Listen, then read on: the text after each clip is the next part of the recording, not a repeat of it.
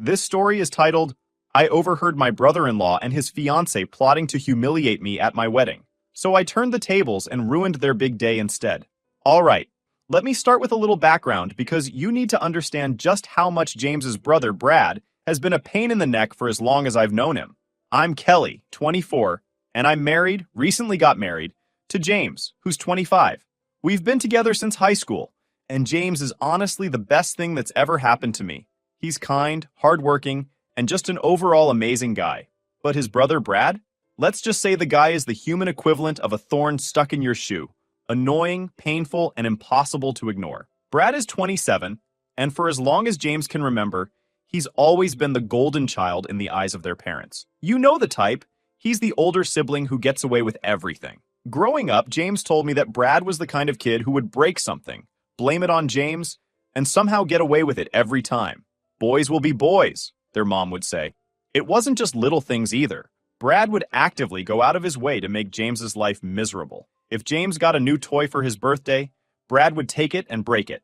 If James made a new friend, Brad would swoop in, charm them, and make James feel like the outsider. As they got older, it didn't get any better.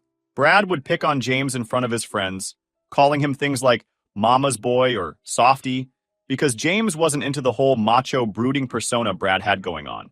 James, being the good guy he is, tried to brush it off, but I could tell it bothered him. Who wouldn't be hurt when your own brother treats you like crap? Now, Brad's life is, well, it's a mess. He hops from one dead-end job to another, because he can't hold down a position for more than a few months. He's the kind of guy who walks into work late and acts surprised when he gets called out for it. He has this cocky attitude, like he's too good for rules or responsibilities. But somehow, their parents still make excuses for him. Brad's just figuring things out, they'll say, as if being an inconsiderate jerk is a phase he'll eventually grow out of. When it comes to relationships, Brad's track record is even worse. He's had more girlfriends than I can count, and every single one of them left him for good reason. Brad has this ability to charm women at first. He's got the looks, the smooth talk, and that fake confidence that draws people in. But once they're hooked, he shows his true colors. He's controlling, manipulative, and an expert at gaslighting. Alright, so let me tell you about the moment Stephanie entered the picture about 6 months ago. Because trust me, it was a game changer. Before her, Brad's girlfriends were like revolving doors. Here one day, gone the next. It was almost like a running joke in James's family. Every holiday or family event, Brad would show up with someone new, introduce them like they were the love of his life, and then a couple of months later, it was like they never existed. But Stephanie? Oh, she was different. Not in a good way, though. From the moment Brad introduced her at a family BBQ, it was clear this wasn't your average short-term fling. She had this air about her, like she thought she was better than everyone else in the room. And the way she looked at people, it wasn't curiosity or friendliness, it was pure judgment, like she was scanning the crowd for someone to pick apart. The first thing Stephanie said to me wasn't even a greeting. She walked up to where I was standing with James and said, "Oh, you're Kelly? I thought you'd be taller." I was so thrown off that I just laughed awkwardly, but James immediately went into protective mode. He gave her a look and said, "She's perfect the way she is." Stephanie just smirked and muttered, "I was just saying." That set the tone for how she interacted with everyone. She had this way of making snide comments that sounded like compliments if you weren't paying attention. Like when she told James's mom, "You must have been stunning when you were younger. Brad always says you were the prettiest woman in town." Or when she asked James's dad if he was finally going to retire and enjoy life, knowing full well he'd just been laid off. The worst part? Brad ate it up. He stood by her side, grinning like she was the most brilliant, charming woman in the world. For the first time, he seemed genuinely proud of the woman he was with, which made sense because they were basically the same person. They both loved stirring the pot and making themselves the center of attention. Stephanie wasn't just a mean girl, though. She was calculated. You could tell she studied people, figured out their insecurities, and then used them to her advantage. Over the next few months, every time we saw her, she managed to create drama without ever being directly involved. She'd plant little seeds of doubt or gossip, then sit back and watch the chaos unfold. One time, during a family dinner, she casually mentioned how James must have been such a mama's boy growing up, because he was so kind and sensitive. She said it like it was a compliment, but Brad jumped on it, laughing and saying, "Oh, you don't even know the half of it. He used to cry if Mom didn't cut the crusts off his sandwiches." The whole table laughed, but I could see James was uncomfortable. Stephanie just smiled sweetly, like she had no idea she'd started it. She also had a habit of trying to one-up people. If someone mentioned a new job or accomplishment, Stephanie would find a way to make it about her or Brad. Like when James told the family he'd gotten a promotion at work. Everyone was genuinely happy for him, except Stephanie. She immediately turned to Brad and said, "Didn't you almost get promoted last year, babe? You totally should have if your boss wasn't such an idiot." It was like she couldn't stand the idea of anyone else getting attention. What really sealed my opinion of Stephanie, though, was when she started hanging out with James's mom more. At first, it seemed innocent. She'd join her for lunch or shopping trips, and I thought maybe she was just trying to get closer to the family. But then James's mom started acting different. She'd make these little comments about how James should call more often, or how it was so nice that Brad always stayed in touch, which was a total lie. Brad only called when he needed something. I later found out from James's sister Emma that Stephanie had been subtly comparing the two brothers during her hangouts with their mom. She'd say things like, "It's so sweet how Brad always talks about how much he loves you," or "Brad was just saying how he wants to make sure you're taken care of when you get older." All lies, of course, but it worked. James's mom started seeing Brad in a more positive light, which only fueled his ego. But the real turning point was when Stephanie started planning her wedding with Brad. Yep, you heard that right. They got engaged. And it wasn't a normal, happy announcement. It was the most Brad and Stephanie thing you could imagine. They posted a photo of her hand with the ring, captioned, "When you know, and tagged it with hashtags like Jacharine, Power Couple, and Chacha Better Than Fairy Tales. It was so over the top that James and I couldn't stop laughing. Of course, we found out later that Brad had proposed right after James told the family he was planning to propose to me. It was no coincidence. Brad couldn't stand the idea of James being in the spotlight, so he had to make his move first. And Stephanie? She probably loved the drama of it all. What really rubbed salt in the wound was how they acted afterward.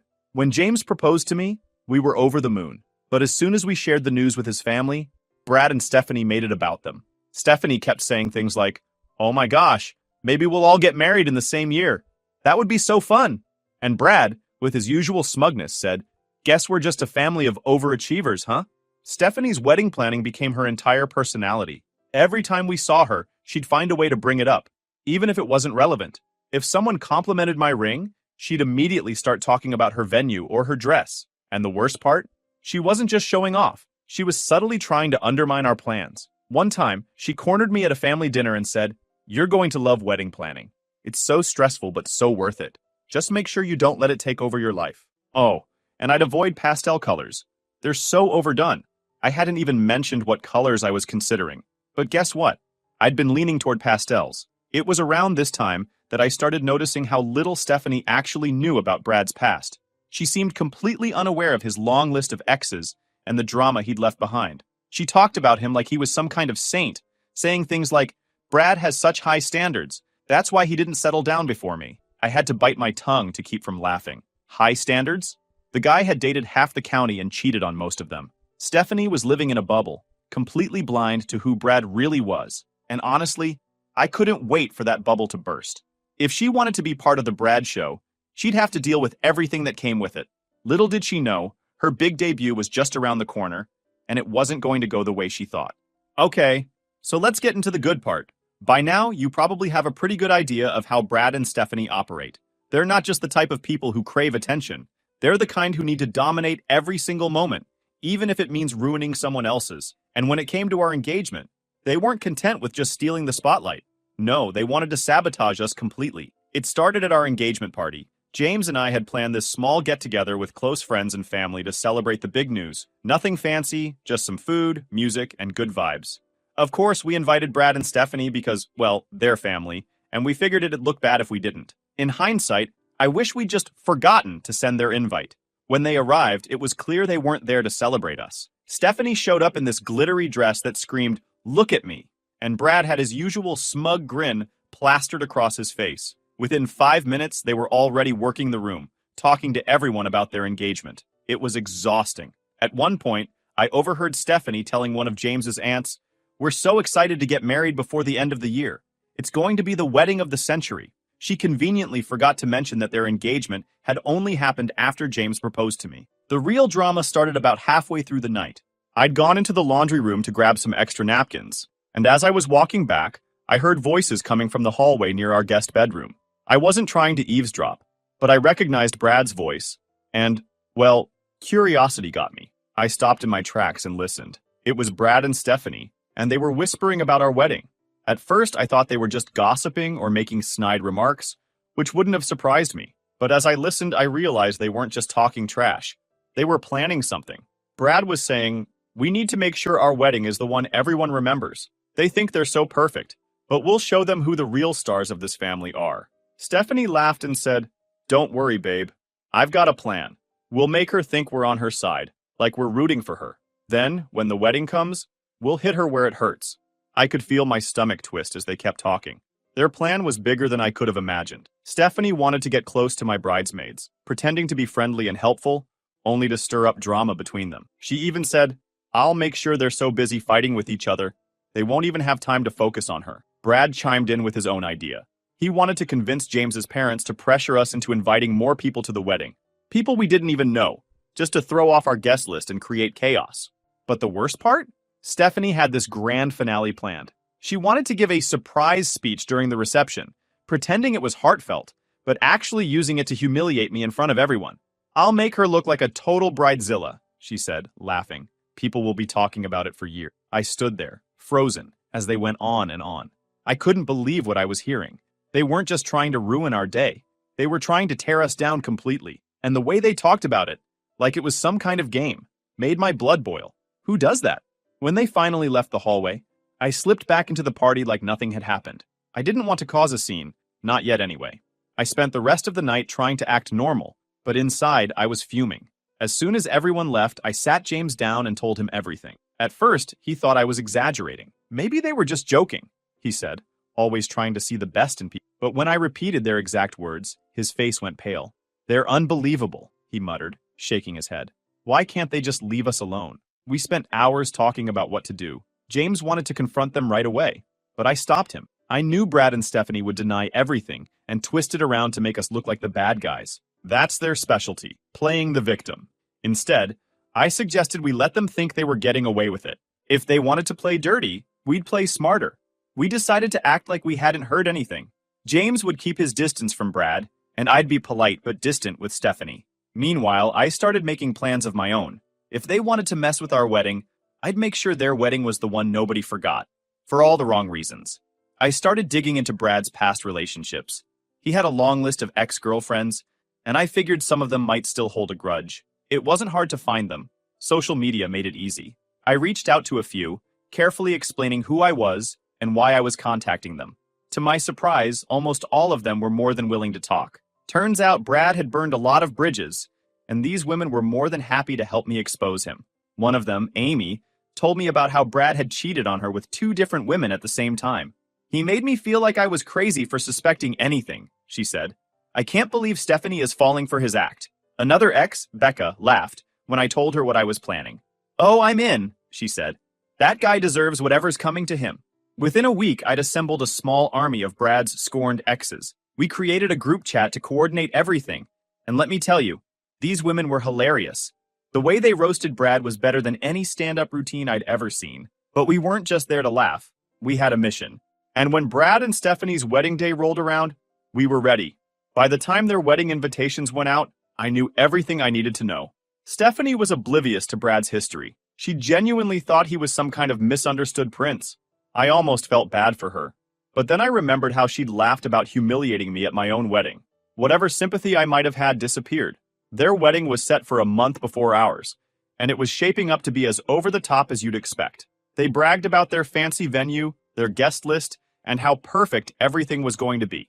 Stephanie even made a point of telling me how stressful planning a wedding was, as if I hadn't already started working on mine. "Don't worry, Kelly," she said with a fake smile. "I'm sure your wedding will be cute in its own way." I just smiled back, knowing she had no idea what was coming.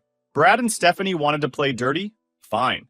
But they were about to learn that messing with us was the biggest mistake they'd ever made. All right, so let me walk you through Brad and Stephanie's wedding day. Because not only was it the most satisfying train wreck I've ever witnessed, but I was there to see it all unfold. Their wedding was everything I hoped it would be. A total disaster, but one where they couldn't run away from the mess they'd created. James and I showed up, acting like the supportive family members we were supposed to be. I wore a simple dress, and James looked sharp in his suit. We didn't want to draw attention to ourselves, but I had a hard time keeping a straight face knowing what was about to go down. The venue was packed with people Brad and Stephanie had been bragging about inviting: colleagues, extended family, friends, and of course, Stephanie's parents' wealthy social circle. The place was decked out to the nines: massive floral arrangements, glittering chandeliers, and the kind of over-the-top decor that screamed, "We spent too much money on this." Stephanie's dad had clearly bankrolled the entire thing, and Brad, predictably, was basking in the attention like he was some self-made mogul. James and I took our seats near the back, nodding and smiling politely to other guests while waiting for the show to start. The ceremony began with the usual grand entrance of the bridal party, and then Stephanie made her big appearance. Her dress sparkled so much it was borderline blinding, and she walked down the aisle with a smug smile, clearly loving every second of being the center of attention. Everything was going smoothly, well, for the first 10 minutes. The officiant welcomed everyone, and then Brad and Stephanie stood side by side, holding hands and beaming. That's when Amy made her move. Amy stood up from her seat near the back of the room, dressed in a sleek, elegant gown that wouldn't have been out of place in a bridal party. At first, the guests thought she was part of the ceremony, maybe someone bringing a reading or a blessing. But then she walked straight up to Brad and Stephanie, stopping right in front of them. "Brad," she said, her voice clear and steady, "before you make any promises today, I think everyone here deserves to know the kind of promises you've broken." You could hear a pin drop. Brad's face drained of all color, and Stephanie's brow furrowed as she tried to figure out what was going on. Before anyone could stop her, Amy pulled out an envelope and handed it to Brad. He hesitated, but Stephanie snatched it and tore it open, pulling out a series of handwritten letters. "What is this?" Stephanie snapped, flipping through the pages. "They're love letters," Amy explained, her voice calm but cutting. "Letters Brad wrote to me while we were dating. Oh, and to several other women, while he was also dating me." The crowd erupted into whispers. Stephanie's hands shook as she skimmed one of the letters, her eyes narrowing with every word. Brad tried to grab the envelope, but Amy held firm. "You might want to let her finish," she said with a cold smile. "It gets better." Becca, the second ex, stood up then, striding confidently down the aisle. She too was dressed impeccably, and she held an envelope of her own. "Hi, Stephanie," Becca said sweetly, her voice dripping with faux sympathy. "I'm Becca. I dated Brad for about 6 months. During that time, he told me he was saving up for our future. Turns out he was just borrowing money from me to take another girl out on dates." Stephanie's jaw dropped. "Is this true?" she hissed at Brad. "How many of these are there?" Brad stammered. It's not what it looks like. They're lying." One by one, more of Brad's exes stood up, each carrying their own envelope. Lisa walked down the aisle next, her heels clicking loudly against the marble floor. She handed her envelope to Stephanie, who was now visibly shaking. "You don't know me," Lisa said, "but I know Brad all too well. He promised me the world while he was sneaking off to see other women. Here's a list of their names. He gave them cute little nicknames in his phone so I wouldn't figure it out." At this point, the officiant looked completely lost, and the guests were openly gossiping. Phones were out, capturing every second of the chaos. Stephanie's parents looked horrified, whispering furiously to each other, while Brad's parents sat frozen, staring at their son as if seeing him for the first time. Danielle was the last to stand up. She didn't have an envelope, but carried a single sheet of paper. "This one's my favorite," she said, holding up what turned out to be a printed screenshot of a dating app conversation. "This is Brad matching with me on Tinder, while he was already living with one of his exes. Recognize this, Brad?" The crowd gasped. Stephanie threw the envelopes onto the floor, her face red with fury. "How could you?" she spat at Brad. "Are these women lying? Or is this just a giant coincidence?" Brad looked like a deer caught in headlights. "I can explain," he stammered. "They're all just jealous. They're trying to ruin my life." "Oh, please," Amy snapped. "You ruined your own life, Brad. We're just here to make sure no one else gets hurt." Despite the chaos, Stephanie didn't storm off. No, she stood there, fuming, glaring at Brad like she wanted to murder him. "Fine," she said through gritted teeth. "We'll deal with this later. Let's just finish the ceremony." The officiant awkwardly cleared his throat and tried to regain control of the room. Shall we continue?" he asked, glancing nervously at the bride and groom. Brad nodded weakly, while Stephanie forced a tight-lipped smile.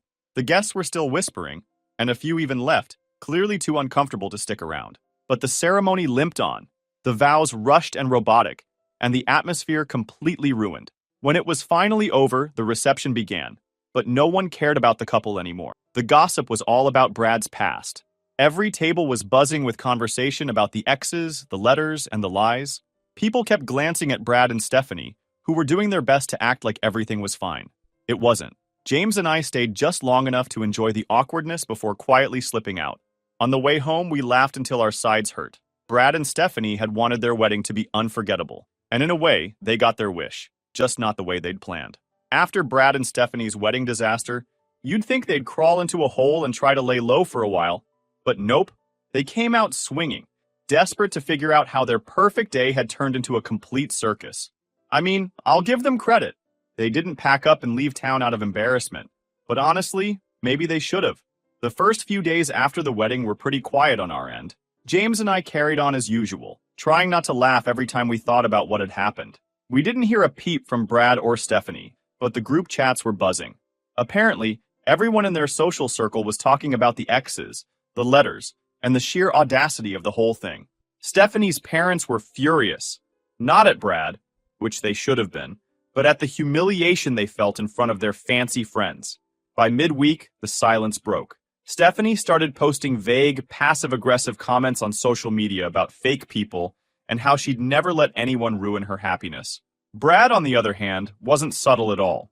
He posted a whole rant about how some jealous, bitter women had tried to sabotage him and Stephanie, but failed because love always wins. The comment section was a mix of people supporting him, mainly his clueless friends, and others hinting that maybe he wasn't as innocent as he claimed. James and I kept our heads down, liking a few generic posts here and there to avoid suspicion. But then, Brad and Stephanie started sniffing around. It started with a random call from Brad. James answered it while we were making dinner, putting the phone on speaker. Brad started awkwardly, "How'd you guys enjoy the wedding?" James gave me a look but played it cool. "It was nice," he said. "The venue was beautiful." "Yeah, thanks," Brad replied, his tone shifting. "So, you guys didn't notice anything weird? Like during the ceremony?" "Weird? No, why?" James asked, perfectly innocent. "Oh, nothing," Brad said quickly. "Just thought you might have heard some rumors or something. You know, people can be jealous." I had to bite my lip to keep from laughing. Brad was fishing, and James wasn't taking the bait. "I didn't hear anything," James said casually. "Everything seemed fine to me." Brad let out a forced laugh. Yeah, that's what I thought. Anyway, see you around." He hung up, and James and I burst out laughing. But that wasn't the end of it. Over the next few days, Brad and Stephanie started asking other family members if they knew anything about the X's showing up. Word got back to us that they were convinced someone had orchestrated it, but had no idea who. Stephanie apparently suspected one of her bridesmaids, but Brad had his sights set on James and me. "They think we did it," I told James one night after his sister Emma called to update us. "Let them think it," James said, smirking. "They can't prove anything." For a while, it felt like we were in the clear. That is, until James's parents called and asked us to come over for dinner. Now, let me tell you something about James's parents. They've always tried to stay neutral when it comes to Brad and James's sibling drama, but I could tell from the moment we walked into their house that they were gearing up for a serious conversation. Dinner was tense. Normally, his mom would be chatting about her garden or their latest Netflix obsession, but she barely said a word. His dad was equally quiet, which is rare for him. After dinner, his mom cleared her throat and said, "So, we've been hearing some things about Brad's wedding." James played dumb. "Oh? What kind of things?" She sighed. "Brad and Stephanie are saying someone might have had something to do with what happened during the ceremony. They think it was you two." I felt James tense next to me, but I decided to take the lead. "Why would they think that?" I asked, keeping my tone light. His dad frowned. "Well, you have to admit, it's a little suspicious. Those women showing up, it's not something that just happens, and you've never exactly gotten along with Brad." James exhaled and leaned forward. "All right, fine, it was us." His mom gasped, and his dad just stared at him, his jaw tightening. "You're serious?" his dad asked. "Yes," I said. "We planned it. But before you get mad, you need to know why." We explained everything. How I'd overheard Brad and Stephanie plotting to humiliate us at our wedding, how they wanted to ruin my relationships with my bridesmaids, and make a spectacle out of us during our reception. I told them about the awful things they said, how they laughed about it like it was some big joke, and how I knew we had to stop them before they got the chance. James chimed in saying, "We didn't want to do this, but they left us no choice. They've been trying to one-up us and tear us down for years. This wasn't about revenge. It was about protecting our day." His mom looked horrified. Not at us, but at the idea that Brad and Stephanie would do something so cruel. Are you sure they were really planning all that? She asked. I heard them say it, I said firmly. Every word. They didn't care about how it would hurt us. They just wanted to make our wedding a joke. His dad rubbed his temples, clearly trying to process everything. You shouldn't have stooped to their level, he finally said. But I can't say I blame you. His mom nodded slowly. It's hard to hear, but if what you're saying is true, I understand why you did it. I just wish things hadn't come to this. The conversation ended on a tense but understanding note. They didn't condone what we did, but they couldn't deny that Brad and Stephanie had pushed us to the edge. We left their house feeling a little lighter, knowing they weren't going to defend Brad this time. Over the next few days, things settled down. Brad and Stephanie were still sniffing around for answers, but James's parents didn't give them any hints. Emma called us to say their mom had pulled Brad aside and told him to stop harassing the family about the wedding. Apparently, Brad had the nerve to act offended, saying he was the victim, but she shut him down pretty quickly. As for Stephanie, she started posting less and less on social media, and when she did, it was all overly cheerful, like she was trying to prove how happy she was. But the cracks were starting to show. A mutual friend told us she'd been complaining to anyone who'd listen about how someone ruined her big day and how unfair it was. Meanwhile, her parents were pressuring Brad to fix things because they didn't want their family name dragged through the mud. James and I, on the other hand, were focused on our wedding. With Brad and Stephanie's chaos behind us, we could finally enjoy the planning process. We kept everything low-key and intimate, making sure only the people we trusted were involved. And the best part? We didn't have to worry about Brad and Stephanie showing up. But of course, this wouldn't be the last time they tried to insert themselves into our lives.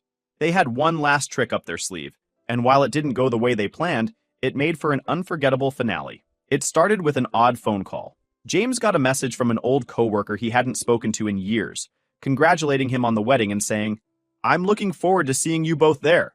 Confused, James called him back and asked how he knew about the wedding. Turns out, Brad and Stephanie had somehow gotten hold of our guest list and venue details and sent out fake invitations under other people's names. At first, we didn't even believe it. Who does that? But when a couple of other guests mentioned they'd received duplicate RSVPs with slightly different details, we knew Brad and Stephanie were behind it. Their plan was obvious. Sneak in under fake names, cause a scene, and ruin our day. Thankfully, we were prepared. After Brad and Stephanie's wedding fiasco, we decided to take every precaution to keep them out of ours. We'd hired security for the venue, and every guest was required to check in with ID at the door. It felt a little extreme at first, but now we were grateful we'd gone the extra mile. On the day of the wedding, everything started off perfectly. James and I were both excited and nervous in that giddy pre-wedding way. Guests began arriving, and security was doing an amazing job keeping things organized. It was shaping up to be the best day of our lives. And then they showed up. I didn't see it happen myself, but I heard about it from our wedding planner, who came rushing over to me with wide eyes. "We have a situation at the entrance," she said. "There's a couple trying to get in, claiming to be family." My stomach dropped. "Is it Brad and Stephanie?" I asked. She nodded. James and I had already agreed to let security handle them, so I told her to stick to the plan. "Just make sure they don't get in," I said. "We're not dealing with them today." Meanwhile, at the entrance, Brad was putting on his best performance. Dressed in a sharp suit, he was trying to convince the security team that he was James's brother and had every right to be there. "This is family business," he argued, his voice growing louder with every word. "You can't keep me out of my own brother's wedding." Stephanie stood next to him in a sleek dress, arms crossed and looking furious. "We're on the guest list," she snapped. "This is ridiculous." The head of security, a no-nonsense guy we'd hired specifically for situations like this, didn't budge. "Your names aren't on the list," he said firmly, "and without an invitation or proper identification, I can't let you in." Brad's face turned red, and he launched into a rant about how family doesn't need an invitation. Stephanie, meanwhile, completely lost her cool. "This isn't over!" she screamed, pointing a perfectly manicured finger at the security guard. "You'll regret this." The guard calmly escorted them back to their car, ignoring their threats and protests. By the time they finally drove off, half the guests were already inside, oblivious to the drama unfolding outside. The rest of the day was perfect. I mean, absolutely perfect. Once James and I were standing at the altar, nothing else mattered. Surrounded by friends and family who genuinely loved and supported us, we celebrated our relationship and the life we were building together. The ceremony was beautiful, emotional, and exactly what we'd dreamed of. A few days after the wedding, word started getting around about what had happened at the entrance. Some guests had seen Brad and Stephanie being turned away and had no problem sharing the details. The story spread fast, and people were eating it up. Apparently, Brad and Stephanie had been ranting to anyone who would listen about how unfair it was that they weren't allowed in. But instead of getting sympathy, they just made themselves look even more pathetic. It didn't take long for the cracks in their relationship to show. Stephanie, who had always prided herself on appearances, was mortified by how they'd been humiliated. Twice now. About a month after the wedding, we heard from a mutual friend that Stephanie had finally had enough. She dug a little deeper into Brad's past and found out just how much he'd lied to her about his finances, his relationships, and even his role in their own wedding planning. Apparently, she confronted him in a spectacular blowout fight, packed her things, and left him. From what we heard, Brad was devastated, or as devastated as someone like him could be. He tried calling her, messaging her, even showing up at her parents' house, but she was done. For the first time in his life, Brad was facing the consequences of his action, and there was no one left to clean up his mess. As for James and me, we're happier than ever. Our wedding was everything we'd hoped for, and we've spent the months since enjoying married life without Brad and Stephanie's drama weighing us down. Cutting them out of our lives was the best decision we ever made. They tried to ruin our happiness, but all they did was destroy their own. Sometimes poetic justice isn't just satisfying, it's absolutely necessary.